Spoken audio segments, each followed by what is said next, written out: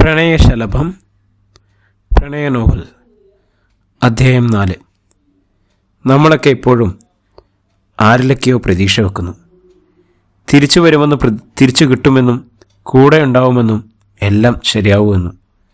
റംഷിയുടെ വിളി വൈകുന്നതിനനുസരിച്ച് ഒരു വല്ലാത്ത നീറ്റലാണ്. പറയാതെ പോകുന്ന വാക്കുകളാണ് പലപ്പോഴും ഹൃദയഭേദകമാവുന്നത്. റംഷി ചിലപ്പോഴൊക്കെ അവൻ്റെ വിഷമങ്ങളിൽ സമാധാനിപ്പിക്കാറുണ്ട്. സീനു, നിന്റെ ചുറ്റുമുള്ളതൊക്കെ ഇരുട്ടായി തോന്നുമെങ്കിലും ഒരുപക്ഷെ നീ ആയിരിക്കും അവരുടെ വെളിച്ചെന്ന്. അത്രയും കൂടെ നിൽക്കുന്ന ഒരുവനെയാണ് ഇപ്പോൾ കാണാതായിരിക്കുന്നത്. ഒരു വല്ലാത്ത സങ്കടമാണ്. എന്തിനാണെന്ന് പോലും തിരിച്ചറിയാൻ പറ്റാത്ത ചില സങ്കടം. ആർക്കും മനസ്സിലാക്കാനും മനസ്സിലാക്കി കൊടുക്കാനും കഴിയാത്തത്. ശരിക്കും ഈ ഒറ്റപ്പെടൽ നല്ലതാണ്. നമുക്ക് നമ്മളായി തന്നെ തുടരാൻ ഇടയ്ക്കൊക്കെ ഒന്ന് ഒറ്റപ്പെടുന്നത് നല്ലതല്ലേ?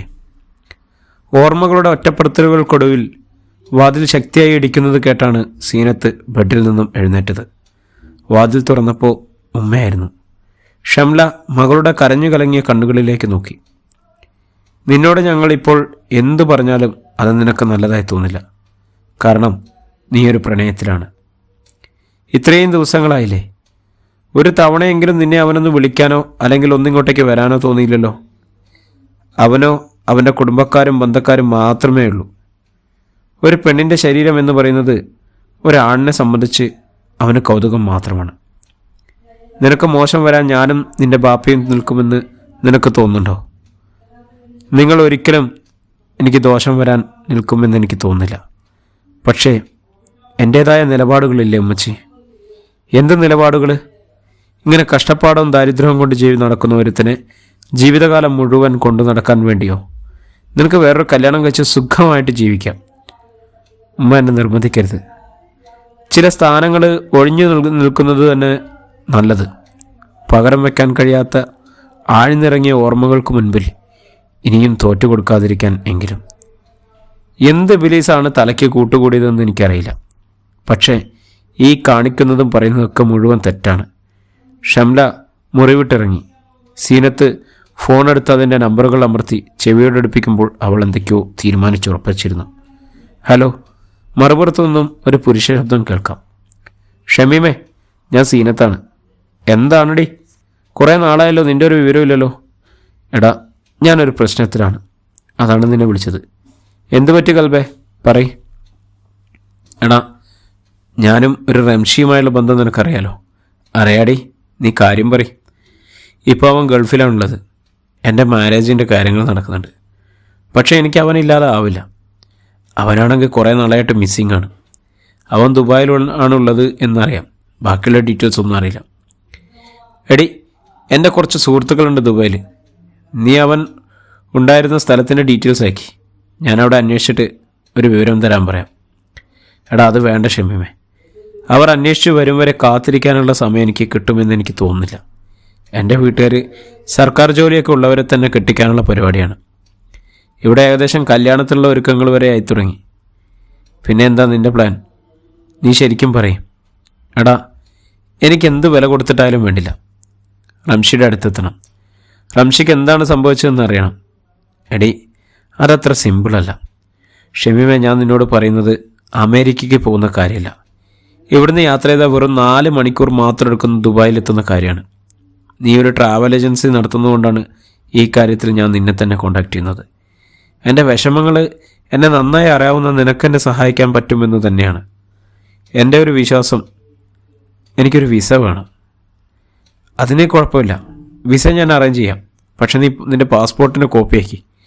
എടാ, അവിടെയാണ് ഒരു പ്രശ്നം. ഞാൻ പാസ്പോർട്ട് എടുത്തിട്ടില്ല. അതെ, പാസ്പോർട്ട് ഇല്ലാതെ വേറൊരു രാജ്യം കിടക്കാൻ പറ്റില്ല. നിനക്കിപ്പോൾ പാസ്പോർട്ട് എടുക്കുക എന്ന് പറഞ്ഞാൽ ഇത്രയും നിന്നെ സൂക്ഷിക്കുന്ന ഒരു സ്ഥലത്ത് നിന്ന് നിന്നെ എങ്ങനെ എടുക്കാൻ കഴിയും? അതിന് നീ തന്നെ ഒരു വഴി പറഞ്ഞു തരണം ഷമീമേ. എടേ, ഒരു വഴിയുണ്ട്. 2-3 ദിവസം കൊണ്ട് പാസ്പോർട്ട് കിട്ടും. ഒന്നുകിൽ എമർജൻസി പാസ്പോർട്ടിന് അപേക്ഷിക്കാം. അല്ലെങ്കിൽ ഉടായ്പ വിസ അടിച്ചിരുന്ന എൻ്റെ കുറച്ച് കമ്പനിക്കാരുണ്ട് കാസർഗോഡ്. എടാ, എന്ത് കുന്തായാലും പറ്റില്ല. അന്വേഷണവും വേറെ നൂലാമാലകളും ഒന്നുമില്ലാതെ നിനക്ക് കാര്യങ്ങൾ നടക്കണമെങ്കിൽ, നിൻ്റെ വീട്ടുകാർ അറിയാതിരിക്കണമെങ്കിൽ കാസർഗോഡ് എൻ്റെ കമ്പനിക്കാർക്ക് കൊടുക്കുന്നതായിരിക്കും നന്നാവുക. എന്നാൽ ശരി, അതിനുള്ള പണി തുടങ്ങിക്കോ. എടീ, കുറച്ച് ക്യാഷ് ആദ്യം വേണ്ടി വരും. അതെത്ര വേണ്ടി വരും? പാസ്പോർട്ടിനും ബാക്കിയുള്ള കാര്യങ്ങൾക്കൊക്കെ വേണ്ടിയിട്ട് ഒരു 20,000 രൂപ ആദ്യം വേണം. പിന്നെ വിസ എടുക്കാനും ഫ്ലൈറ്റ് ടിക്കറ്റിനും. എടാ, എൻ്റെ കയ്യിൽ കുറച്ച് മാത്രമേ സ്വർണ്ണാഭരണങ്ങളുള്ളൂ. പക്ഷേ അത് ഊരിയാൽ വീട്ടിലറിയുകയും ചെയ്യും. ഞാനതിൻ്റെ കുറച്ച് ചിത്രങ്ങൾ നിനക്ക് വാട്സപ്പിൽ അയച്ചു തന്നാൽ നീ അതുപോലെ കുറച്ച് റോൾഡ് ഗോൾഡ് ഒപ്പിച്ച് തരണം. അപ്പോൾ പിന്നെ ആർക്കും സംശയം ഉണ്ടാവില്ല. ഞാൻ നിൻ്റെ കയ്യിൽ ഗോൾഡ് തന്നിടാം. എടി, അതൊക്കെ ശരി തന്നെ. പക്ഷെ ഞാൻ എങ്ങനെയാണ് നിൻ്റെ അടുത്തെത്തുക? പ്ലീസ് ഷമീമേ, നിനക്ക് മാത്രമേ എന്നെ രക്ഷിക്കാനാവൂ. ഞാൻ എൻ്റെ ലൊക്കേഷൻ ഷെയർ ചെയ്തു തരാം. ഇവിടെ എത്തിയിട്ട് നീ എന്നെ വിളിച്ചാൽ മതി. ഞാൻ എങ്ങനെയെങ്കിലും കയ്യിൽ സാധനം എത്തിക്കാനുള്ള വഴി നോക്കാം. എടി, നിന്നെ രക്ഷിക്കണമെന്നൊക്കെ ഉണ്ട്. പക്ഷെ നീ പറയുന്ന ഈ പ്ലാൻ കേട്ടിട്ട് എനിക്ക് പേടിയാണ് തോന്നുന്നത്. എടാ, നിനക്ക് എനിക്ക് വേണ്ടി ചെയ്യാൻ പറ്റുന്നതിൽ വെച്ച് ഏറ്റവും വലിയൊരു കാര്യമാണ്. പെണ്ണായ ഞാൻ എല്ലാ ധൈര്യം എടുത്ത് ഇങ്ങനെയൊരു സാഹസത്തിന് മുതിരണമെങ്കിൽ എൻ്റെ അവസ്ഥ നിനക്കറിയാലോ. എടിയെങ്കിൽ പറഞ്ഞതുപോലെ നാളെ രാത്രി ഞാൻ അവിടെ എത്താം. റോഡിനോട് ചേർന്നുള്ള ജനലാണ് എൻ്റെ മുറിയുടെ ജനൽ. ജനൽ വഴി എന്തെങ്കിലും പുറത്തേക്കിട്ടാൽ അത് റോഡിലാവും വീഴുക. ഭദ്രമായി ആഭരണങ്ങൾ പുറത്തിറക്കാൻ ഞാനൊരു സംവിധാനം ചെയ്യും. തിരിച്ച് അതുപോലെ റോൾഡ് ഗോൾഡ് സാധനങ്ങൾ മുറിയിലെത്തണം. അതൊക്കെ ഓക്കെയാണ്. നീ ആദ്യം നിൻ്റെ സാധനങ്ങളുടെ പിക്ചർ വാട്സപ്പിൽ സെൻഡ് ചെയ്യും. ഫോണിൽ ചിത്രങ്ങളെടുത്ത് ഷമീമിനെ അയക്കുമ്പോൾ എന്തോ ഒരു വലിയ ഓപ്പറേഷൻ ചെയ്യാൻ പോകുന്ന രീതിയായിരുന്നു സീനത്തിന്. തൻ്റെ പ്രാണന് വേണ്ടിയുള്ള കാത്തിരിപ്പ്. തൻ്റെ പ്രിയപ്പെട്ട റംഷിക്ക് എന്ത് സംഭവിച്ചാലും അവനെ കണ്ടുപിടിക്കുക തന്നെ ചെയ്യും. ചിലരുണ്ടല്ലോ, എത്ര അകലെയാണെങ്കിലും നമ്മുടെ വിളിപ്പുറത്തുള്ളവർ. ഇനിയും മിണ്ടില്ല എന്ന് പിണങ്ങി നിൽക്കുന്നവരാണ്. പക്ഷേ അവനില്ലാതെ ആവില്ല. മുൻപുള്ളവർ പറഞ്ഞു പോയത് സത്യമാണ്. നമ്മളെ ചേർത്ത് നിർത്താൻ പാകത്തിന് ആരുടെയെങ്കിലും മനസ്സിൽ ഒരിടം കരുതി വെച്ചേക്കണം. എവിടെയെങ്കിലും ഇടറിയാൽ ഒന്ന് ചെന്ന് വീഴാൻ പറ്റിയ ഒരിടം. റംഷി, നീ എൻ്റെ പ്രതീക്ഷയാണ്. ഒരിക്കൽ വസന്തമായി എന്നിലേക്ക് പെയ്തിറങ്ങുമെന്നുള്ള പ്രതീക്ഷ. പൊട്ടിക്കരണമെന്ന് തോന്നും. ആരെങ്കിലും ഒന്ന് ചേർത്ത് പിടിച്ചെങ്കിലെന്ന് തോന്നും. എപ്പോഴെങ്കിലും ഉള്ളിലെ വേദനയൊന്ന് കുറഞ്ഞേക്കുമെന്ന് തോന്നും. തോന്നലുകളെല്ലാം പിന്നെ തോന്നലുകൾ മാത്രമായി അവശേഷിക്കുന്നത് പോലെ. മുറിയുടെ വാതിൽ വീണ്ടും ശബ്ദിച്ചു. പതിയെ ബെഡിൽ നിന്നും എഴുന്നേറ്റു. വാതിൽ തുറന്നു. ഉപ്പയാണ്. എന്താ, നിനക്കിതുവരെ ഉറങ്ങാനായില്ലേ? ഇനി ഞങ്ങളെല്ലാവരെയും നാണം കെടുത്തി ഒരു ഒളിച്ചോട്ടത്തിന് പ്ലാൻ ചെയ്യുകയാണോ? സത്യത്തിൽ ഉപ്പയുടെ ചോദ്യത്തിൽ സീനത്തൊന്നും ഞെട്ടിപ്പോയി. അവളൊന്നും മിണ്ടാതെ മൗനമായി നിന്നു. അലസമായി അയാൾ മുറിയിലേട്ടൊന്ന് നോക്കി. പുറത്തിറങ്ങിപ്പോയി. ശരിക്കും ഉറക്കം നഷ്ടമായി തുടങ്ങിയിരിക്കുന്നു. എന്തോ ഒന്ന് കലങ്ങി മറിയാനുള്ളതിൻ്റെ ശാന്തത പോലെ. ഷമീം പറഞ്ഞ പോലെ കാര്യങ്ങൾ നടന്നാൽ അടുത്ത ആഴ്ചയോടുകൂടി റംഷിയുടെ അടുക്കലെത്താം. വിസിറ്റ് വിസയിലാണെങ്കിലും അവിടെ എവിടെയെങ്കിലും ഒരു ജോലി സംഘടിപ്പിക്കണം. ദിവസവും റംഷിയെ കാണുകയും സംസാരിക്കുകയും ചെയ്യാം. പിന്നെ പതിയെ അവനുമൊത്ത് നാട്ടിലേക്ക്. അപ്പോഴേക്കും ഇവരുടെ പ്രശ്നങ്ങളൊക്കെ തീർന്നിട്ടുണ്ടാവും. ചിന്തകൾക്ക് തീപിടിച്ചു തുടങ്ങിയപ്പോൾ നെഞ്ചിലാകെ ഒരു കനം വെച്ചതുപോലെ, ആത്മവിശ്വാസം ചോർന്ന് നഷ്ടപ്പെടുന്നത് പോലെ. ഈ അവസരങ്ങളിലെല്ലാം പ്രാർത്ഥന മാത്രമാണ് അതിനുള്ള മരുന്ന്. ബാത്റൂമിൽ കയറി ഒതുവെടുത്ത് അവൾ നിസ്കാരത്തിന് തയ്യാറെടുത്തു. പരമകാരുണ്യകനായ റബ്ബിനു വേണ്ടി 2 റക്അത്ത് സുന്നത്ത് നമസ്കാരം. എല്ലാം അറിയുന്ന നദ ഇടങ്ങേറുകളെ മാറ്റിത്തരണേ റബ്ബേ. നിസ്കാരപ്പയിൽ വേറൊന്നും തിരിച്ചു ചോദിക്കാത്ത തൻ്റെ പടച്ചവനോട് കണ്ണു നിറച്ചുകൊണ്ട് ആവശ്യങ്ങൾ ഉന്നയിച്ച് ദുആ ചെയ്തു. നിസ്കാരങ്ങൾ കഴിഞ്ഞപ്പോൾ അവളൊന്ന് ശാന്തമായിരുന്നു. മാനസികമായും ശാരീരികമായും അവളൊരു യാത്രയ്ക്ക് തയ്യാറെടുക്കുകയായിരുന്നു. തൻ്റെ പ്രിയപ്പെട്ടവന് വേണ്ടിയുള്ള യാത്ര. എപ്പോഴൊക്കെ താൻ റംഷിയെ കണ്ടിട്ടുണ്ടോ അപ്പോഴൊക്കെ റംഷി നീ എൻ്റേത് മാത്രമാണ് എന്നാണ് പറഞ്ഞിട്ടുള്ളത്. വിധിയാണെന്ന് പറഞ്ഞ് വേറെ ആർക്കും വിട്ടുകൊടുക്കാൻ അവൾ തയ്യാറുമല്ല. ലൈല മജ്നുവിൻ്റെ വിശുദ്ധമായ പ്രണയങ്ങളെക്കുറിച്ച് കേട്ടിട്ടുണ്ട്. എങ്കിലും റംഷിയോടുള്ള പ്രണയം എങ്ങനെ പറഞ്ഞു മനസ്സിലാക്കണമെന്ന് അവൾക്കറിയില്ലായിരുന്നു. എൻ്റെ റംഷി തനിച്ചാകാതിരിക്കുക എന്നതാണ് അവർക്ക് ഏറ്റവും വലിയ പ്രണയ സമ്മാനം. മടുപ്പില്ലാതെ അടുപ്പത്തോടെ കഴിയാൻ ഒരു കാരണം നമ്മളെപ്പോഴും കണ്ടെത്തണമെന്നാണ്. പക്ഷേ വഴക്കിടാൻ എനിക്കും അവനും ഇടയിൽ എന്തെങ്കിലും ഒരു കാരണം വേണ്ടേ? ശരിക്കും റംഷിയോടുള്ള പ്രണയം ഒരു അത്ഭുതമായാണ് തോന്നാറുള്ളത്. മറുവശത്ത് ഉപ്പയും ഉമ്മയും അനുജത്തിയും നിൽക്കുമ്പോഴും അവരെക്കാൾ എത്രയോ അടുപ്പം തോന്നുന്നത് റംഷിയോടാണ്. സീനത്തിൻ്റെ ഫോൺ ബെല്ലടിച്ചു. മറുപുറത്ത് ഷമീമാണ്. ആകാംക്ഷയോടെ അവൾ ആ നമ്പറിലേക്ക് നോക്കി. എന്താണ് ഷമീമേ? എടാ, ഞാൻ അവരോട് സംസാരിച്ചു. പാസ്പോർട്ട് ഒരു 3 ദിവസം കൊണ്ട് കിട്ടും. നിൻ്റെ നല്ലൊരു ഫോട്ടോ, പിന്നെ ആധാർ കാർഡ്, വോട്ടർ ID, ഇത് 2 വേണം. പൈസ ആദ്യം തന്നെ കൊടുക്കണം. പാസ്പോർട്ട് കിട്ടിയാൽ അടുത്ത ദിവസം പറക്കാൻ കഴിയും. വിസിറ്റ് വിസയും പിന്നെ അവിടെ താമസിക്കാനുള്ള സ്ഥലവും ഞാൻ റെഡിയാക്കിയിട്ടുണ്ട്. അവിടുന്ന് പിന്നെ റംഷി ജോലി ചെയ്തു എന്ന് പറയുന്ന സ്ഥലത്തേക്ക് എത്താനുള്ള റിസ്ക് നിൻ്റേതാണ്. എടാ, അതൊന്നും പ്രശ്നമല്ല. എത്രയും പെട്ടെന്ന് കാര്യങ്ങൾ നടക്കണം. ഇതിനൊക്കെ മുൻപേ നടക്കേണ്ടത് ക്യാഷാണ്. ഒരു 80,000 രൂപ വേണം. വിസ, ടിക്കറ്റ്, റൂം, പിന്നെ പാസ്പോർട്ട്. അതിനുള്ള ആഭരണം ഉണ്ടാവുമോ? എടാ, അതൊക്കെ ഞാൻ ശരിയാക്കിയിട്ടുണ്ട്. നീ എത്തിയാൽ മതി. എന്നാൽ ശരി, ഞാൻ എത്തിയിട്ട് വിളിക്കാടേ. ഒരു പുതിയ സ്വപ്നം, പുതിയ ജീവിതം. പക്ഷേ റംഷി എവിടെയാണ് എന്നറിയണം. ഫോണെടുത്ത് നമ്പർ അമർത്തി. അപ്പുറത്തു നിന്നും ഒരു സ്ത്രീയുടെ ശബ്ദം കേൾക്കാം. എന്തോ പ്രതീക്ഷിച്ചിരുന്നത് പോലെ. എന്താ മോളെ? ഒരുപാട് സങ്കടങ്ങളും അതിലേറെ വിതുമ്പി വിറച്ച ഒരു ശബ്ദവും. ഉമ്മ. സീനത്തിൻ്റെ ആ വിളിയിൽ അവർ തകർന്നു പോയിട്ടുണ്ടാവണം. നീ ഇങ്ങനെ കരഞ്ഞെന്തിനാ കുട്ടിയെ ഇങ്ങനെ ബേജാറാകുന്നത്? അപ്പുറത്തൊന്നും ഉപ്പ ഉമ്മയെ ശകാരിക്കുന്നത് കേൾക്കാം. ഉമ്മ, സങ്കടപ്പെടല്ലേ. റംഷി ജോലി ചെയ്തിരുന്ന സ്ഥലത്തെ അഡ്രസ്സ് ഉണ്ടോ? അവൻ അൽക്കൂസ് എന്ന സ്ഥലത്തൊരു കഫ്റ്റീരിയല്ലായിരുന്നു മോളെ. പിന്നെ എവിടെയാണെന്ന് അറിയില്ല. കഫ്റ്റീരിയയുടെ പേരറിയാമോ? അറിയില്ല മോളെ. അവന് അടുത്തയച്ച കുറച്ച് ഫോട്ടോകളുണ്ട്. അതൊക്കെ എനിക്കൊന്ന് അയക്കാമോ അമ്മ? അയച്ചു തരാം മോളെ. ആരാ മോളെ അങ്ങോട്ട് പോകുന്നത്? എൻ്റെ ഒരു സുഹൃത്ത് അവിടെ ഉണ്ട് ഉമ്മ. അവനെ വിട്ട് അന്വേഷിപ്പിക്കാനാ. ശരി മോളെ, എന്തെങ്കിലും വിവരങ്ങൾ കിട്ടിയാൽ അറിയിക്കണം. എൻ്റെ കുട്ടി എന്നെ വിളിക്കാതിരിക്കില്ല. അവനെന്തോ പറ്റിയിട്ടുണ്ട്. വീണ്ടും ശബ്ദം ഇടറിയതുപോലെ നേർത്ത തേങ്ങലുകൾ കേൾക്കാം. ഉമ്മ പേടിക്കാതെ. ഉമ്മാനെപ്പോലെ എനിക്കും അവൻ പ്രിയപ്പെട്ടതല്ലേ. ഫോൺ വെച്ച് കരഞ്ഞപ്പോൾ സീനത്തിന് പൊട്ടിക്കരയാനാണ് തോന്നിയത്. ഇടയ്ക്ക് റംഷി പറഞ്ഞത് ഓർമ്മ വരും. ചൊടിപ്പിക്കുക അവൻ്റെ ഏറ്റവും വലിയ ഇഷ്ടങ്ങളിലൊന്നാണ്. തൻ്റെ സ്നേഹം അവന് പ്രകടമായി കിട്ടുന്നില്ല എന്ന് അവൻ എപ്പോഴും പറയും. എത്ര കിട്ടിയാലും മതിയാവാത്ത ഒരു ദാഹമാണ് അവന് പ്രണയം. ഇടയ്ക്ക് കണ്ണുകളിലേക്ക് നോക്കിയുള്ള ഒരു പറച്ചിലാണ്. നിങ്ങൾ ഈ ലോകത്ത് ആരെയാണ് സ്നേഹിക്കുന്നത് അവരോട് പ്രകടിപ്പിക്കണം. കാരണം മുഴുവൻ ആളുകളും കണ്ട താജ്മഹൽ മുംതാസ് മാത്രം കണ്ടിട്ടില്ല. കണ്ണടച്ചാൽ എപ്പോഴും റംഷിയെക്കുറിച്ചുള്ള ഓർമ്മകൾ മാത്രമാണ്. വെറുതെ പേപ്പറും പേനയും എടുത്ത് എന്തെങ്കിലുമൊക്കെ കുത്തിക്കുറിക്കാമെന്ന് വിചാരിച്ചാലും മനസ്സ് എത്ര മന്ത്രിച്ചാലും എൻ്റെ വരികളിൽ എവിടെയെങ്കിലും ഞാൻ നിന്നെ കുറിച്ചിടാറുണ്ട്. മറന്നൊന്ന് മുഴുവനായിട്ടും നീ തീർച്ചപ്പെടുത്താതിരിക്കാൻ. എല്ലാം ഇട്ടെറിഞ്ഞ് എങ്ങോട്ടെങ്കിലും ഓടിപ്പോയാലോ എന്നാലോചിക്കുമെങ്കിലും ഉള്ളിൽ പറഞ്ഞ ചില സ്നേഹങ്ങൾ നമ്മളിവിടെ അങ്ങനെ പിടിച്ചു നിർത്തുന്നു.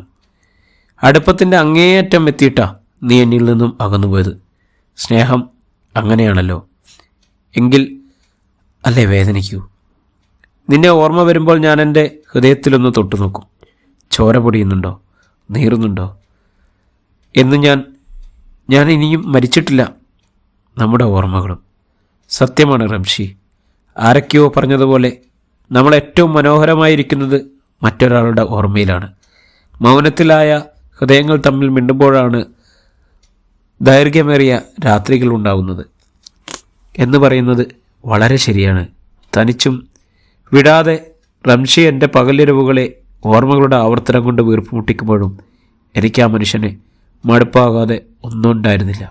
അത്രമേൽ സ്നേഹിക്കപ്പെടുന്നുവെന്നതിൽ പരം മറ്റെന്ത് ഭാഗ്യമാണ് ഉള്ളത്. മരുഭൂമിയിലെ മണൽക്കാറ്റ് നന്നായി വേദനിപ്പിച്ചു തുടങ്ങിയിരിക്കുന്നു. വറ്റി വരണ്ട തൊലിപ്പുറങ്ങളിൽ വിള്ളലുകൾ വന്നു തുടങ്ങിയിരിക്കുന്നു. ഒരു യുവാവിൽ നിന്നും വൃദ്ധനിലേക്കുള്ള പ്രയാണം. കണ്ണുകൾ കൊഴിഞ്ഞ്, പുരുകങ്ങൾ ചുളിഞ്ഞ്, വൃത്തിഹീനമായ വസ്ത്രങ്ങളിൽ ജീവിതത്തിൽ ഒരിക്കൽ പോലും എണ്ണമയം കണ്ടിട്ടില്ലാത്ത ജടകുത്തിയ മുടിയിഴകളും കീറിപ്പഴകിയ വസ്ത്രങ്ങളുമായി റംഷി അങ്ങനെ നിന്നു. അയാളെ കണ്ടാൽ ഒരാൾക്ക് പോലും ഇപ്പോൾ മനസ്സിലാവുകയില്ല എന്നത് ഉറപ്പാണ്.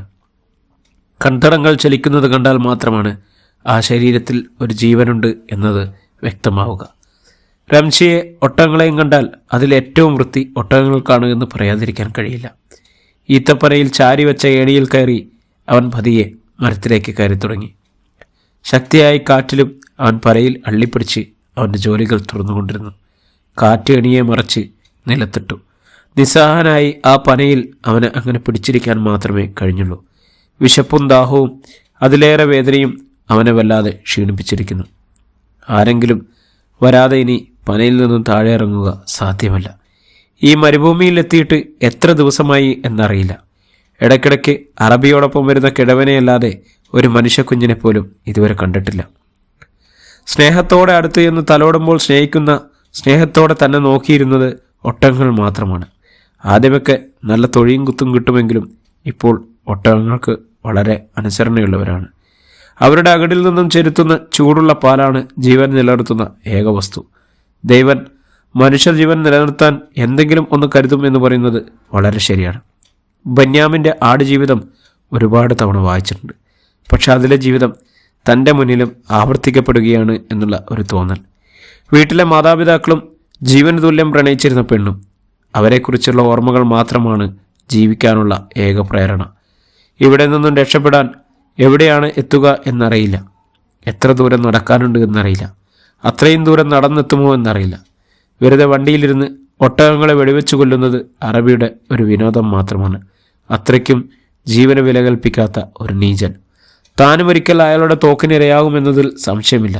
താൻ വന്ന പാസ്പോർട്ട്, വിസയോ ഒന്നും തന്നെ ഇപ്പോൾ എവിടെയാണ് എന്നറിയില്ല. ഇന്ത്യ, പിറന്ന നാട്, പിറന്ന മണ്ണ്, ഗ്രാമം, ഓർമ്മകൾ, പച്ചപ്പ്. ഇനി ഒരിക്കലും തിരിച്ചു പോകില്ല എന്നാണോ? രക്ഷപ്പെടണം, എങ്ങനെയെങ്കിലും രക്ഷപ്പെടണം. ജീവിതമല്ലേ, ഇന്ന് ശരിയായില്ലെന്ന് കരുതി നാളെ ശരിയായിക്കൂടാതെ ഇല്ലല്ലോ. ഇല്ലെങ്കിൽ മറ്റന്നാളോ പിറ്റെന്നോ ഒക്കെ ശരിയാവുമായിരിക്കും. പത്തേമാരിയിൽ മമ്മൂക്ക പറഞ്ഞതുപോലെ ഓരോരുത്തരും ജീവിക്കുന്നത് അവരുടെ മനസ്സിലാണ്. ഒരാൾ സങ്കടപ്പെട്ടിട്ടാണോ സന്തോഷിച്ചിട്ടാണോ ജീവിക്കുന്നത് എന്ന് പുറത്തു നോക്കുന്ന ആൾക്ക് എങ്ങനെ പറയാൻ പറ്റും? പറയാൻ പറ്റില്ല. രക്ഷപ്പെടണം. പ്രിയപ്പെട്ട സീനത്ത് ഒത്ത് അങ്ങനെ ജീവിക്കണം. കുറേ ആഗ്രഹങ്ങളും കുറേ സ്വപ്നങ്ങളും പിന്നെ കുറേ പ്രതീക്ഷകളും.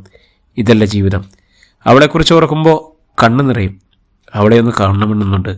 പക്ഷേ പനയുടെ മുകളിലിരുന്ന് നംഷി തൻ്റെ ശരീരത്തിലേക്ക് നോക്കി. ചുക്കിച്ചുളിഞ്ഞ തന്നെ കണ്ട് അവന് തന്നെ അത്ഭുതം തോന്നി. ഒരുപാട് അറബിക്കഥകൾ വായിച്ചിട്ടുണ്ട്.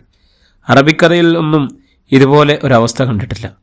പറന്നിറങ്ങുന്ന വിമാനത്തിൻ്റെ സൈഡ് ഗ്ലാസ്സിലൂടെ കണ്ട കാഴ്ചകൾ മുഴുവൻ സ്വർണ്ണ നിറമുള്ളതായിരുന്നു. ഒരിക്കൽ പോലും സ്വപ്നത്തിൽ പോലും ഇതുപോലെയൊന്നും കണ്ടതേയില്ല. എത്ര നേരം പനയിലിരുന്ന് എന്നുള്ളത് അറിയില്ല. ദൂരെ നിന്നും പൊടി പറത്തിക്കൊണ്ട് അറബിയുടെ വാഹനം വരുന്നത് കാണാം. ഉള്ളിൽ ഭീതിയുടെ കാഹളം മുഴങ്ങി തുടങ്ങി. അയാൾ എന്തൊക്കെയാണ് ചെയ്യുന്നതെന്ന് പടച്ചവന് മാത്രമേ അറിയൂ. അയാളുടെ വണ്ടിയുടെ മുരളിച്ച കെട്ട് കൊണ്ടാവണം പരിഭ്രാന്തിയോടെ ഒട്ടകങ്ങൾ ആകെ അങ്ങോട്ടും ഇങ്ങോട്ടും ഓടി നടക്കുകയാണ്. റംഷി, അയാൾ ഉറക്കെ വിളിച്ചു തുടങ്ങി. അർബാബ്. ഈന്തപ്പനയുടെ മുകളിലിരുന്ന് റംഷിയെ കണ്ട് അയാൾ കലി പിടിച്ചു. ചൂടുള്ള കിഴങ്ങ് വായിലിട്ടതുപോലെ അയാൾ എന്തൊക്കെയോ പറഞ്ഞു തുടങ്ങി. എന്തു പറയണമെന്നറിയാതെ, അയാൾ എന്താണ് പറയുന്നത് എന്നറിയാതെ അവൻ പേടിച്ചു നിന്നു. ഏണി വീണ് ഞാനിവിടെ കുടുങ്ങി. അതുകൊണ്ട് അയാളെ കയ്യിൽ തോക്കുപയോഗിച്ച് പനയിലേക്ക് വെടിവെച്ച് തുടങ്ങി. റംഷി കൈവിട്ട് താഴേക്ക് ചാടി. മണലിൽ വീണ അവനെ അറബി തല്ലി തുടങ്ങി. ഇതൊരു സ്ഥിരം പരിപാടിയായതുകൊണ്ട് തന്നെ വലിയ വേദനയൊന്നും ഉണ്ടായിരുന്നില്ല. ആരോഗ്യം ക്ഷയിച്ചു തുടങ്ങിയിരിക്കുന്നു. വീട്ടിലായിരിക്കുമ്പോൾ ഉമ്മയുടെ സാമ്പാറും ചോറും 1 മണി ചോറ് ശരീരത്തിലെത്തിയിട്ട് എത്ര ദിവസമായി. ഇന്ന് അറബി മാത്രമേ ഉണ്ടായിരുന്നുള്ളൂ. പതിയെ നിലത്തെഴുന്നേറ്റിരുന്നു. അറബി ടെൻറ്റിനകത്തുണ്ട്. മദ്യം അവിടെ ഇല്ലെങ്കിലും ഇയാൾ വരുമ്പോഴൊക്കെ കൊണ്ടുവരാറുണ്ട്. അവിടെ നിൽക്കാറുണ്ടായിരുന്ന സമയങ്ങളിലൊക്കെ മദ്യപിക്കാറുണ്ട്. പുറത്തുനിന്ന് വാങ്ങിക്കൊണ്ടിരുന്ന ഭക്ഷണമാണ് അറബി അവിടെ കഴിക്കുക. ആർത്തിയോടെ ഭക്ഷണത്തിന് നോക്കുമെങ്കിലും കൊടുക്കാറില്ല. അറബി ഭക്ഷണം കഴിച്ച് എഴുന്നേൽക്കാൻ കാത്തു നിൽക്കും, ആ മണമെങ്കിലും ഒന്ന് ആസ്വദിക്കാൻ. പക്ഷേ ഇന്ന് വിശപ്പും ദാഹവും സഹിക്കാൻ കഴിയുന്നില്ല. ഇനിയും പിടിച്ചു നിൽക്കാൻ കഴിയുന്നില്ല. ദാഹം കൊണ്ട് വീണു പോകുന്നത് പോലെ, ശരീരം വലിഞ്ഞു മുറുകുന്നത് പോലെ. അറബി ഒട്ടും വശമില്ലാത്തത് കൊണ്ട് തന്നെ അയാളോട് എങ്ങനെയാണ് ചോദിക്കുക? അല്ലെങ്കിലും വിശപ്പിനെന്ത് ഭാഷ? പതിയെ അറബിയുടെ അടുത്തേക്ക് ചെന്നു. ഭക്ഷണത്തിലേക്ക് ആർത്തിയോടെ നോക്കി. ഭക്ഷണം വേണമെന്ന് ആംഗ്യം കാണിച്ചു. കോപിഷ്ഠനായ അറബിയുടെ മുഖം ചുവന്നു തൊടുത്തു. അയാൾ ചാടി എഴുന്നേറ്റു. ചാട്ടവാറകൾ അന്തരീക്ഷത്തിൽ ശബ്ദമുണ്ടാക്കി. അറബി ഏൽപ്പിക്കുന്ന വേദനകളൊന്നും വിശപ്പിൻ്റെ വേദനയുടെ അത്രയും പോരായിരുന്നു. അവൻ എന്നാലും കൊതിയോടെ ഭക്ഷണത്തിലേക്ക് നോക്കിക്കൊണ്ടിരുന്നു. വിശപ്പും ദാഹവും കൊണ്ട് തൻ്റെ ജീവൻ പോകാൻ പോവുകയാണ് എന്ന് റംഷിക്ക് തോന്നി. അവനവൻ്റെ സർവ്വ ആരോഗ്യം എടുത്ത് അറബിയെ ആക്രമിക്കാൻ തുടങ്ങി. ഒട്ടും പ്രതീക്ഷിക്കാതെ അവൻ്റെ ഭാഗത്തുനിന്നും ഇങ്ങനൊരു നീക്കം. അറബി ആകെ പകച്ചുപോയി. അറബിയുടെ തോക്ക് കൈക്കലാക്കിയ റംഷി അയാളെ തലങ്ങും വിലങ്ങും അടിച്ചു തുടങ്ങി. വേദന കൊണ്ട് അയാൾ പുളയുകയായിരുന്നു.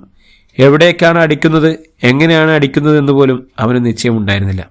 അറബിയുടെ വെള്ളക്കന്തൂറയിൽ ചോര കൊണ്ട് പൂക്കളങ്ങൾ തീർത്തു. എന്തോ ഭ്രാന്ത് പിടിച്ചവനെ പോലെയായിരുന്നു റംഷി. അറബി വീണു എന്നുറപ്പായപ്പോൾ അവൻ പതിയെ ഭക്ഷണ സാധനങ്ങളുടെ അടുത്തേക്ക് ചെന്നു. ആർത്തിയോടെ അവൻ കഴിക്കാൻ തുടങ്ങി. പക്ഷേ അവനധികം കഴിക്കാൻ കഴിയുമായിരുന്നില്ല. തൊണ്ടയിൽ കെട്ടി ശ്വാസം കിട്ടാത്തതുപോലെ അവൻ പിടിച്ചു.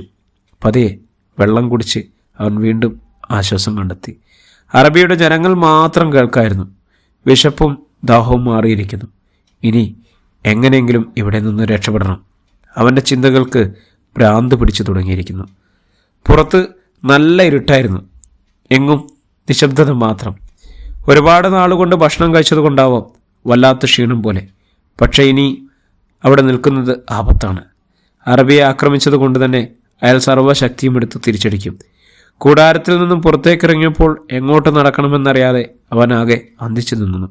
അവിടെ വന്നതിന് ശേഷം ഒരിക്കൽ പോലും എങ്ങനെയാണ് പുറം ലോകത്തേക്ക് തിരിഞ്ഞു നടക്കേണ്ടത് എന്നതിനെക്കുറിച്ച് ചിന്തിച്ചിരുന്നില്ല.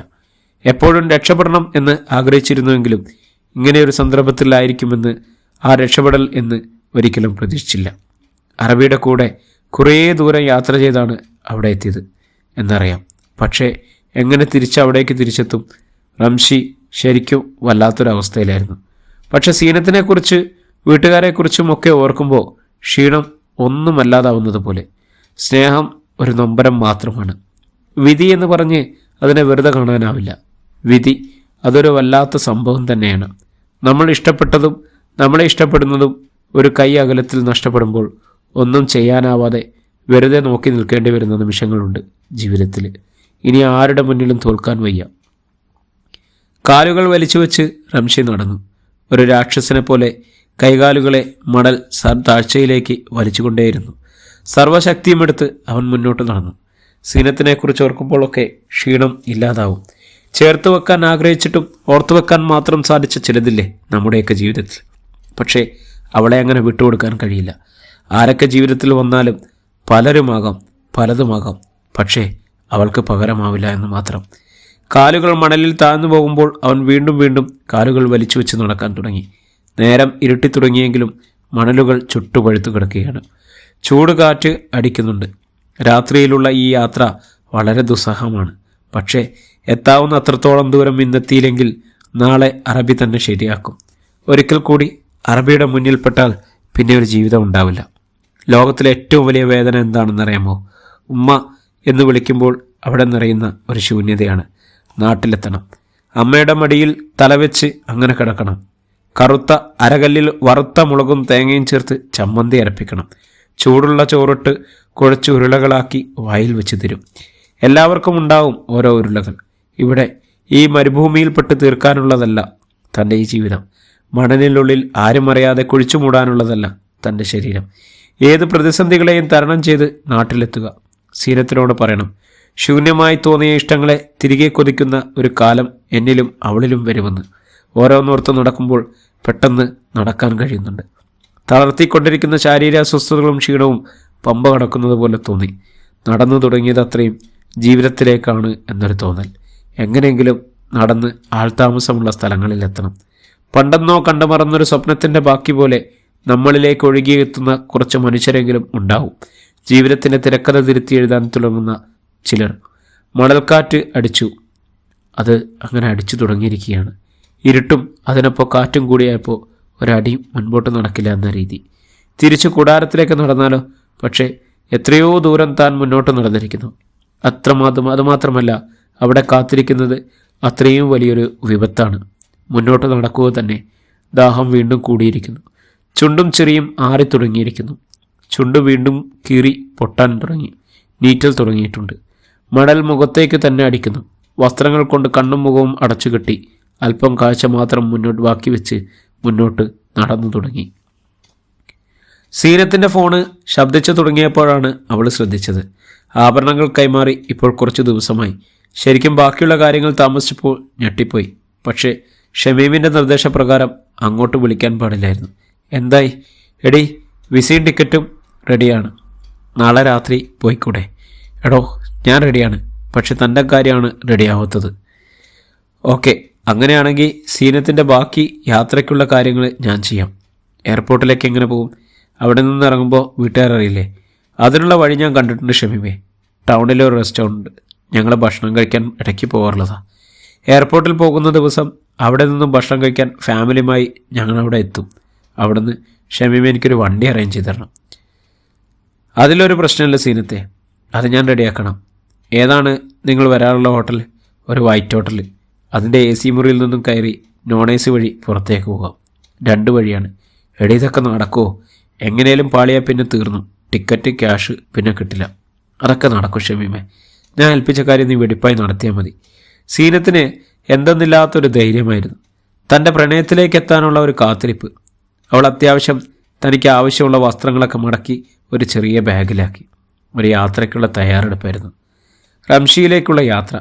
നാം ഒന്നായി നടന്ന വഴിയിൽ നിനക്കായി കാത്തു നിൽക്കണം. ഇനിയും ജനിക്കണം. നിന്നെ പ്രേമിക്കാൻ കഴിയുമെങ്കിൽ മാത്രം ഇഷ്ടമാണെന്ന് ഇനിയും പറയാതെ പറയണം. ഇഷ്ടമാണെന്ന് പറയുമ്പോൾ നിന്നെ ഇടം കണ്ടിട്ടൊന്ന് നോക്കണം. പരിഭവങ്ങളും പരാതികളും പറഞ്ഞ് നിന്നെ സ്നേഹിക്കണം. പാതി വഴിയിൽ കൈവിടില്ലെന്ന് ശപഥം ചെയ്യണം. പ്രണയത്തിൻ്റെ അറ്റം ഒരു പട്ടത്തിൻ്റെ വാലിൽ കെട്ടിപ്പറത്തും. എന്തിനാണെന്നോ അവ ആകാശത്തിലെത്തി സൊറ പറയുമ്പോൾ കേൾക്കണം. കള്ളിക്കാറ്റ് എന്നോട് വന്ന് എൻ്റെ ഇഷ്ടവും നിൻ്റെ ഇഷ്ടവും പറയണം.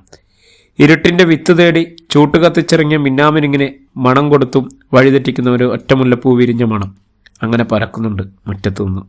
ജനൽ തുറന്ന് വിശാലമായ ആകാശത്തേക്ക് നോക്കിയിരുന്നപ്പോൾ നക്ഷത്രങ്ങൾ ഓരോന്നും ഈ ഒളിച്ചോട്ടത്തിന് സാക്ഷ്യമാകും എന്ന് തോന്നി. ചിലരെ മറക്കാൻ വേണ്ടി മാത്രമായി മറ്റു ചിലരെ ഓർത്തു തുടങ്ങാറുണ്ട് നമ്മൾ. പക്ഷേ ഇതങ്ങനെയല്ലല്ലോ. പ്രാണന് വേണ്ടിയുള്ള യാത്രയാണ്. തോറ്റു എന്ന് നമ്മൾ സ്വയം പ്രഖ്യാപിക്കുന്നതുവരെ വിജയിക്കാൻ ഒരിടം ബാക്കിയുണ്ട്. തോൽക്കാൻ വേണ്ടിയല്ല, ജീവിക്കാൻ വേണ്ടി മാത്രമാണ് ഈ യാത്ര.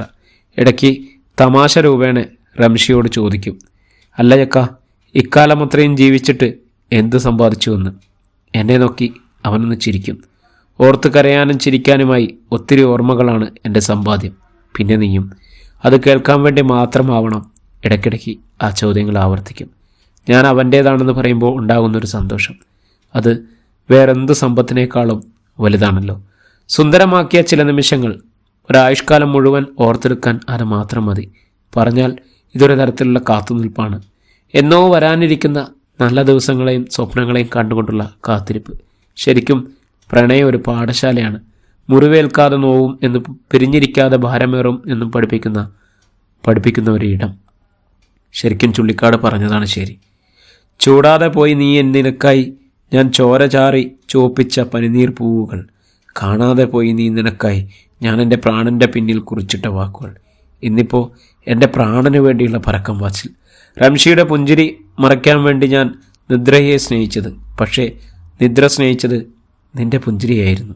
ഒരു തരി പോലും സ്നേഹമില്ലെന്ന് പരാതി പറഞ്ഞ് നിൻ്റെ സ്നേഹമൊക്കെയും തട്ടിയെടുക്കാൻ എനിക്ക് പ്രത്യേക രസമായിരുന്നു. ഒഴുകി ഒഴുകി നിന്നിലെത്തണം. ധിക്കറിയാതെ ഒഴുക്ക് നിലച്ചുപോകും എന്ന് പരിഭ്രമിച്ച വേളയിൽ നീ എന്നിലേക്ക് ഒഴുകിയെത്തിയിരിക്കുന്ന ഒരു അനിയാത്രികനായി മാറണം. എന്തിന്, എന്തുകൊണ്ട് എന്നൊന്നും അറിയാത്ത ഒരിഷ്ടം. ഒരുപക്ഷെ നാളത്തെ സുപ്രഭാതം എന്നെ വെറുത്തു പോയേക്കാം. ഉപ്പയും ഉമ്മയും എല്ലാവരും ഇട്ടിട്ട് പോയുള്ളെന്ന് വിളിച്ചേക്കാം. കഥാന്ത്യം ശത്രുക്കളാണ് കൂടുന്നതെങ്കിൽ അതങ്ങ് കൂടട്ടെ. കപടനാടകം കളിച്ച ഒരു മിത്രത്തെ പോലും സ്വന്തമാക്കുവാൻ ഞാൻ ഒരുക്കമല്ല. എൻ്റെ റംഷിയിലേക്കുള്ള യാത്രയല്ലേ. ദൂരേക്ക് നോക്കിയിരിക്കാൻ ഒരു രസമാണ്. ഇനി എന്ന് കാണും എന്നറിയാതെ കാറ്റുകൾ ഒക്കെ ഓടി തന്നിലേക്ക് എത്തുന്നുണ്ട്. തഴുകി തലോടി കടന്നു പോകുന്നുണ്ട്. നിനക്ക് ഏറ്റവും പ്രിയപ്പെട്ടതാര് എന്ന ചോദ്യത്തിന് ആരുടെയെങ്കിലും ഉത്തരമായി ഞാൻ മാറുന്നതിനുമപ്പുറം ഓടി നിന്നിലേക്കെത്തണം. നിന്റെ നെഞ്ചിൽ അങ്ങനെ ചേർന്നിരിക്കണം. അപ്പുറം ഒരാൾ ഉണ്ടാവുക എന്ന് പറയുന്നത് ചെറിയ കാര്യമല്ലടോ.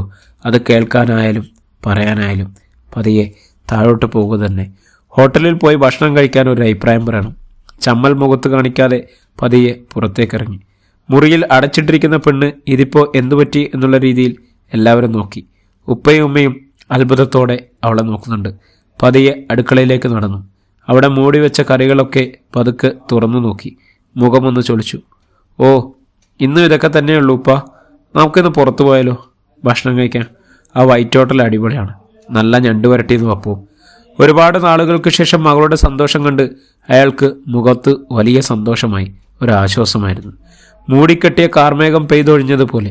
അയാളുടെ ഇഷ്ടത്തിനല്ലേ പ്രാധാന്യം കൂടുതൽ. അതിനെന്താ മോളെ, നമുക്ക് പോകാലോ. അല്ല, ഇവിടെ ഉണ്ടാക്കിയ ഭക്ഷണമൊക്കെ ആര് കഴിക്കും? ഷംല ചോദിച്ചു. സാരല്ലമ്മ, അത് രാവിലെ ചൂടാക്കി എടുക്കാം. അത് ഓള് പറഞ്ഞു. ശരിയാ ഷംല, ഇന്നിപ്പോൾ പുറത്തു പോയി കഴിക്കാൻ നല്ല മൂഡാണ്.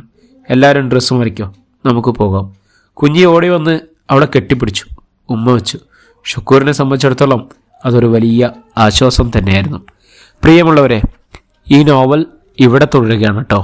ഇതിൻ്റെ ബാക്കിയുള്ള ഭാഗങ്ങൾക്കായി നമ്മളെ ചാനലൊന്ന് സബ്സ്ക്രൈബ് ചെയ്യുകയും ബെല്ലൈക്കൺ അമർത്തുകയൊക്കെ ചെയ്യുക. അപ്പോൾ നമ്മൾ ചാനലൊക്കെ മോണിറ്റൈസേഷൻ ആയിട്ടുണ്ട്. അപ്പോൾ എല്ലാവരുടെയും സപ്പോർട്ട് ഉണ്ടാവണം, എന്നാൽ മാത്രമേ നമുക്ക് മുന്നോട്ട് ഓരോ എപ്പിസോഡും അതിഗംഭീരമായിട്ട് പോസ്റ്റ് ചെയ്യാൻ സാധിക്കുകയുള്ളൂ. അപ്പോൾ നിങ്ങളുടെയൊക്കെ സപ്പോർട്ട് വേണം. സ്കിപ്പ് ചെയ്യാതെ കേൾക്കണം. തിരുത്തുകൾ ഉണ്ടെങ്കിൽ തിരുത്തിത്തരണം. സ്പീഡിൽ അവതരിപ്പിക്കുമ്പോഴൊക്കെ എന്തെങ്കിലും മിസ്റ്റേക്കുകളൊക്കെ ഉണ്ടാവാറുണ്ട്. അപ്പോൾ അത് മാക്സിമം ഇല്ലാതെ ഇരിക്കാൻ വേണ്ടി ഞങ്ങളും ശ്രമിക്കുന്നുണ്ട്. അപ്പോൾ എല്ലാവർക്കും നന്ദി, നമസ്കാരം. നാളെ വീണ്ടും കാണാം. Okay, bye bye.